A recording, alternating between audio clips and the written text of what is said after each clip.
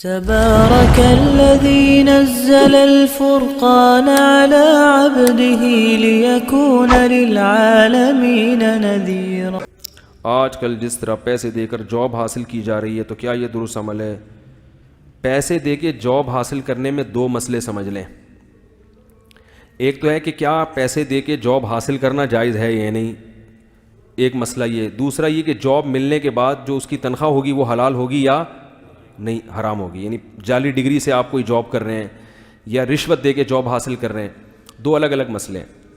تو پیسے دے کے جاب کرنا، رشوت دے کے جاب کرنا اس وقت جائز ہے کہ آپ جاب کے اہل ہوں، آپ جو بھی گورنمنٹ کی یا پرائیویٹ کسی ادارے کی جو بھی ڈیمانڈ ہے اس پہ پورے اتر رہے ہوں۔ دوسرا پیسے دے کے گھس رہا ہو حالانکہ وہ اتنا اہل نہ ہو، تو وہ آپ کا حق مار رہا ہے اور آپ کو صرف اس لیے پیچھے رکھا جا رہا ہے کہ آپ پیسے نہیں دے رہے۔ تو ایسی مجبوری میں اپنے جائز حق کی وصولی کے لیے رشوت دینا جائز ہے۔ اس صورت میں گناہ صرف لینے والے کو ہوگا کہ جب آپ اہل تھے تو وہ بغیر پیسے لیے آپ کو رکھ کیوں نہیں رہا۔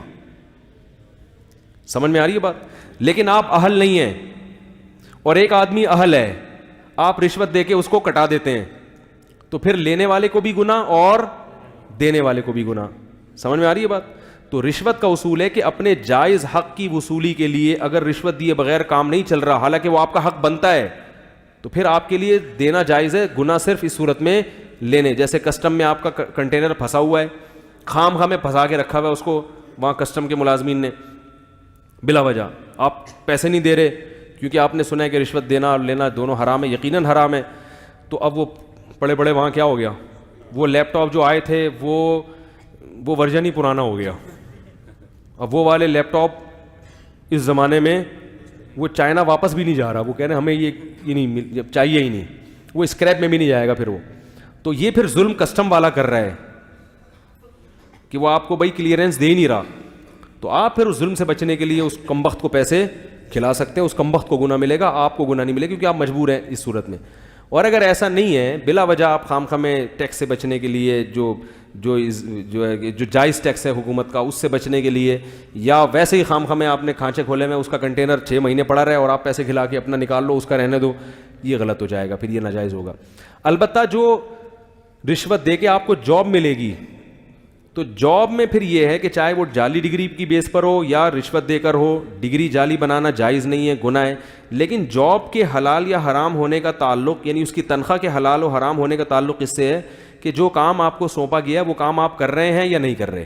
وہ کام آپ ذمہ داری سے پورا کر رہے ہیں تو تنخواہ حلال ہے، وہ کام آپ ذمہ داری سے پورا نہیں کر رہے تو چاہے اوریجنل ڈگری بھی ہو تو بھی تنخواہ حلال نہیں آ رہی میرا خیال ہے۔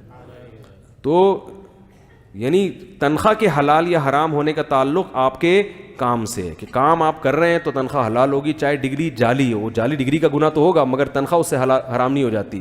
بعض لوگ نقل کر کے ڈگری حاصل کرتے ہیں، پھر وہ تنخواہ وہ کہتے ہیں یار حرام تو نہیں ہے، تو اس کا بھی یہی اصول اور ضابطہ ہے، نقل کرنا تو جائز نہیں ہے، لیکن جو جاب آپ کو ملے گی وہ جاب کی تنخواہ کا مدار کام پر ہوگا، کام آپ کر کے دے رہے ہیں تو ٹھیک ہے، نہیں تو نہیں۔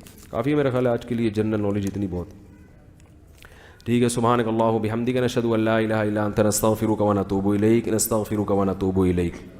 في قلبي دوما يغمرني من